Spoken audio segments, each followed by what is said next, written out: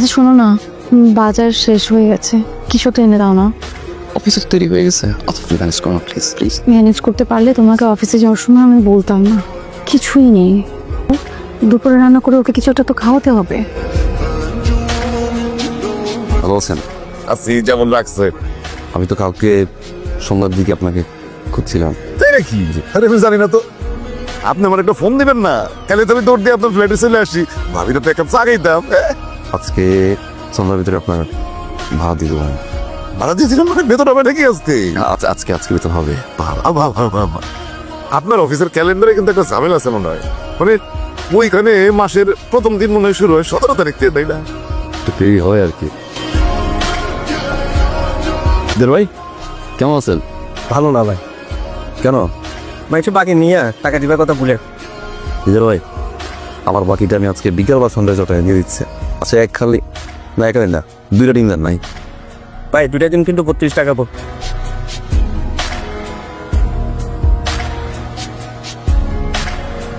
কি স্যার ভাই আজকেও? ভাই জ্যাম অনেক রাস্তায়।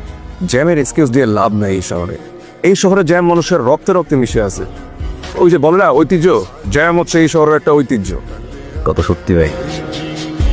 মাঝে বলছিস হ্যাঁ, তুমি কোথায়? তুই তোকে নিজ করে যাবি।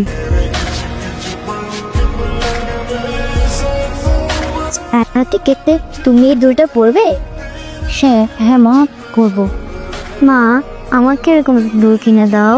আমরা দুজন সেম দুল পরে নাইমানতে বিয়েতে গেলে সেম মজা হবে না? আইসা, এই যে 7 নম্বর মাঠ, এটার পাশে যে স্কুলটা, ওখানে কত? 30 টাকা ভাড়া। 30 টাকা কেন? প্রতিদিন যাই 20 টাকায়। আবার 20 টাকা ভাড়া নাই। আরে 20 টাকার ভাড়া, প্রতিদিন যাচ্ছি, আপনি কেন 30 টাকা বলতেছেন? যে জিনিসপত্র দাম বাড়ছে, আলু পেঁয়াজ থেকে শুরু করে তেল সব বেড়ে গেছে। এটা আমার রিক্সা ভাড়াও বেড়ে গেছে।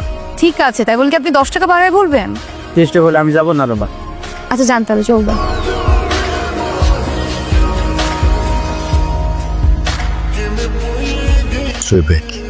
আজকে ছিল এইভাবে, এখনো পর্যন্ত কোনো আপডেট নেই। 17 তারিখ মাসে এখন যদি আপডেট না থাকে, মধ্যবিত্তের জীবন এভাবেই চালাতে পারে। কিছু করার নেই ভাই। আমার কাছে মনে হয় কি জানেন, মধ্যবিত্ত বলতে আমি আমি দিই। তো দেখেন তো এটা কতটুকু আছে। আপা এটা তো স্বর্ণ তেমন নাই আপা, স্বর্ণের ভাগ খুবই কম। কি বলতেছেন ভাই, একটু সমস্যা পড়ে আসছি তো। এবার দেখেন না যে কতটুকু কি আছে, বা কিছু তো পাবো নাকি। এটার ভিতরে স্বর্ণের ভাগ খুবই কম নাই। স্যার ভালো আছে? ভালো আছেন বিলাল ভাই? জি স্যার। একটা চা। স্যার আপনার চা। ভালো বিস্কিট 2 পিস বিস্কিট দেয়। দাম কিরকম? 15 টাকা কিলো, 30 টাকা 2 পিস। থাক, একটু খেয়ে আসছি তো। সিগারেট দাও, বিকেল দিয়ে দিচ্ছি। বিকালে প্রত্যেকে টাকা দিবে, আজকে তো বেতন পাবেন না।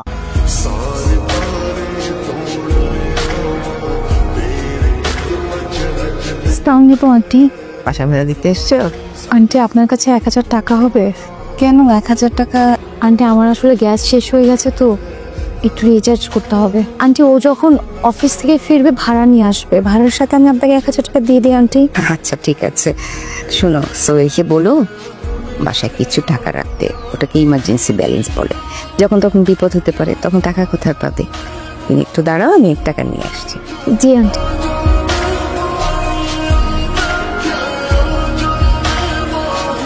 হ্যালো। বেরোছো? হ্যাঁ। আজকেও স্যালারি পাও নাই তাই না? না, বাসায় এসে কথা বল। আচ্ছা ঠিক আছে। হ্যাঁ বলো, আবার কি হলো?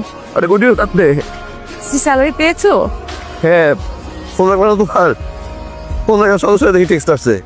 আচ্ছা শুনো রেডিও, আমি জাস্ট বাস থেকে নেমে ওর থেকে টাকা উঠে আসছি। হয়েছে হয়েছে, তাড়াতাড়ি আসো। আর শুনুন, সাবধানে আসো। আসতে তুমি থাকো থাকো।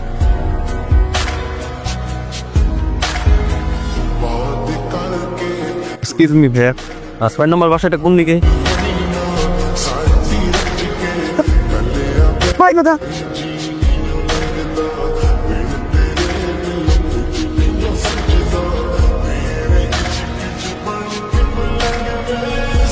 আঙ্কেল আপনি চিন্তা করবেন না, ও অফিস থেকে বেতন নিয়ে আসলে। কি আশ্চর্য ভাবি, আমরা কি বাড়ি বাসার জন্য আসছি নাকি? আমরা তো আসছি আপনার হাতের চা খেতে। আঙ্কেল ও কোথায় চলে এসছে, আমি দেখি। হ্যাঁ তুমি কি কিনেছো? তোমার এই অবস্থা কেন? পায়ে কি হয়েছে বলছো না কেন? বলছো না কেন? তোমার তোমার কাপড় চোপড়ের অবস্থা কেন? তোর কথা বলছো না কেন? চুপ করে আছো কেন? কিছু বলো, তোর কথা বলো। অফিসের ব্যাগ কোথায়?